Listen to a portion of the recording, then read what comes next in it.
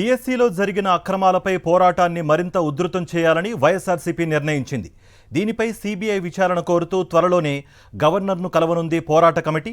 DSC అక్రమాలను జాతీయ స్థాయికి తీసుకెళ్లాలని నిర్ణయించారు. నీట్ తరహాలోనే ఏపీలో డిఎస్సి పేపర్ కూడా లీక్ అయిందని కమిటీ అభిప్రాయపడింది. తాడేపల్లిలోని కేంద్ర కార్యాలయంలో భేటీ అయిన డిఎస్సి పోరాట కమిటీ భవిష్యత్తు కార్యాచరణపై చర్చించింది. ఎమ్మెల్సీలు Lella Appireddy, P Chandrasekhar Reddy, Kalpalatha Reddy, YSRCP media cell ప్రధాన కార్యదర్శి పూడి శ్రీహరి, విద్యార్థి విభాగం నేతలు పానుగంటి చైతన్య, రవిచంద్ర త్వరలోనే డిఎస్సి బాధితులతో భేటీ కానున్నారు.